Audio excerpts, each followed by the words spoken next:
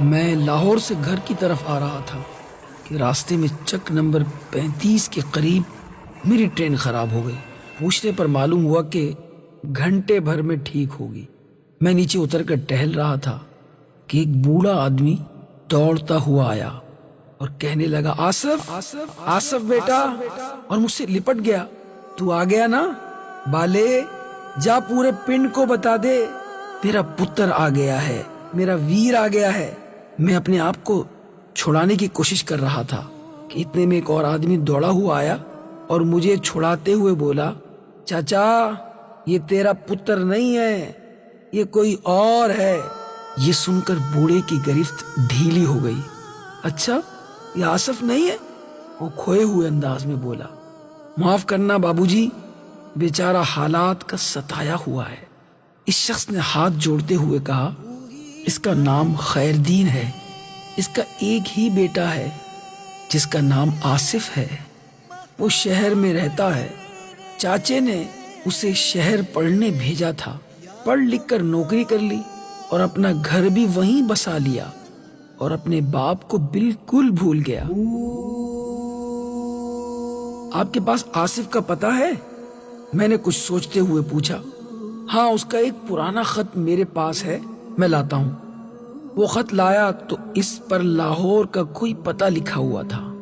Address پڑھتے ہی میرے ذہن میں ایک منصوبہ بن گیا، لہذا میں ان سے ضروری معلومات لے کر اپنے گھر آ گیا۔ چھٹیاں گزار کر جب واپس لاہور پہنچا تو منصوبے کے مطابق اس کے سب سے چھوٹے بیٹے کو کھلونوں کا لالچ دے کر اپنے ساتھ اپنے گھر لے آیا، اسے کھانا کھلا کر سلا دیا اور چند گھنٹوں کے بعد آصف کا نمبر ملایا۔ ہیلو، وہ بھری ہوئی آواز میں بولا۔ السلام علیکم، اس کی آواز بھرائی ہوئی تھی۔ میں نے جواباً کہا، گھبراؤ نہیں، تمہارا بیٹا راستہ بھول کر ادھر آ گیا تھا، میرا پتہ لکھ لو اور آ کر اپنے بیٹے کو لے جاؤ۔ تھوڑی دیر میں آصف پہنچا تو میں نے اس سے کہا، ایک 6 سال کے بچے کے لیے اتنی تڑپ، اور جس نے تمہیں 25 سال تک پالا ہو اسے تم چھوڑ کر چلے گئے؟ میں کچھ سمجھا نہیں، تم کس کی بات کر رہے ہو؟ اس نے پریشانی سے مجھ سے پوچھا۔ میں چک نمبر 35 کے خیر دین کی بات کر رہا ہوں۔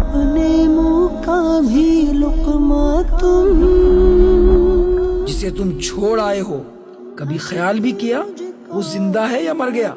یہ لو اپنا بیٹا، اور اس سے پہلے تمہارا یہ بیٹا بھی تمہیں بے آسرا چھوڑ دے، اپنے باپ کے پاس چلے جاؤ۔ وہ بچوں کی طرح پھوٹ پھوٹ کر رونے لگا۔ میں نے کہا، رو مت، ابھی بھی وقت ہے۔ میں نے اسے حوصلہ دیا۔ اگلے دن میں اور آصف وہاں پہنچے تو ہم نے دیکھا کہ آصف کا والد یعنی وہی چاچا بینچ پر سر جھکائے گویا اپنے بیٹے کا انتظار کر رہا ہے۔ میں نے آہستہ سے پکارا، ابا جی، ابا جی۔ چاچا نے سر اٹھا کر دیکھا، وہ فوراً کھڑا ہو گیا اور جب آصف کی طرف نگاہ پڑی، فرط محبت سے اپنے بیٹے کو گلے لگا لیا اور رونے لگا۔ تو میں نے کہا، چاچا جا پورے پنڈ کو بتا دے میرا پتر آ گیا ہے، میرا ویر آ گیا ہے، میرا آصف مجھے مل گیا ہے۔ یہ کہتے ہوئے میں نے اس کی آنکھوں میں نمی دیکھی تھی۔ محبت بھی کیا چیز ہے، اولاد کتنی ہی روٹھ جائے، کتنا ہی دکھ دے، مگر ماں باپ ان سے پیار ہی کرتے ہیں۔ مگر ہمیں ماں باپ کو ستانا نہیں چاہیے۔ یہ ماں باپ آپ کے لیے جنت ہیں۔ ماں باپ کو راضی کیجیے اور راضی رکھیے۔